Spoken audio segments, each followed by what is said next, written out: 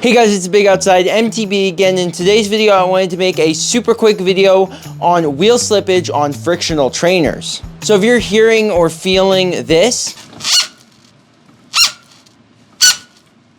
then I have the perfect solution for you. So wheel slippage is a common thing on these trainers due to the tire rolling against a flywheel.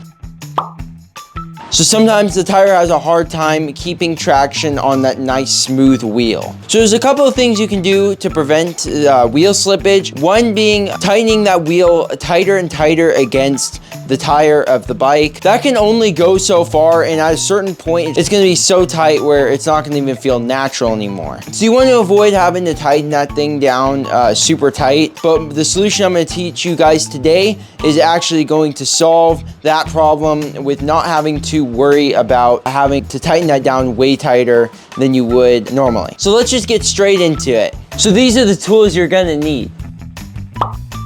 Scotch-Brite. Yep, that's it. That's all you need to fix this problem. So most of you guys probably don't have Scotch-Brite at home, so I think a low grit sandpaper should work. Don't do too low of a grit of sandpaper, otherwise you might end up shaving off a bunch of the tread pattern on your tires. So first you're going to want to shift the bike into an easy enough gear where you can spin the cranks by hand. Then take the piece of Scotch-Brite or the high grit sandpaper and run it against the top of the tire while spinning the cranks. Do this process for a couple of minutes until the top of the tire has a nice clean finish. So essentially what we are doing here is taking that initial layer of rubber off to make it as sticky and clean as possible for that nice smooth roller. Remember, the roller isn't the road. It doesn't have a ton of grip, and that is why you need a really clean and sticky surface to get plenty of traction. So you guys may or may not need to repeat that process multiple times until you get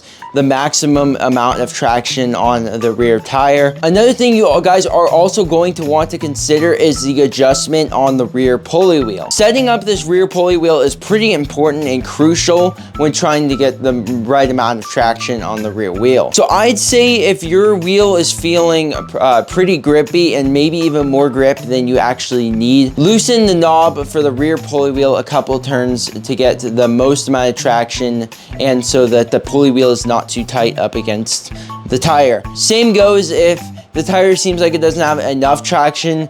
Try tightening it a couple of turns and seeing how that feels. Get on the bike each time and kind of pedal, and also do a sprint to confirm that there's enough traction on the rear for your needs. So there you guys have it. I really hope that fixed your problem with wheel slippage on a friction trainer. And if it did, please smash that like button down below to show your support for this video. And if you like anything fitness, mountain biking, or reviews, go down and smash that subscribe button. It would really help me out. And remember guys, full send or no send,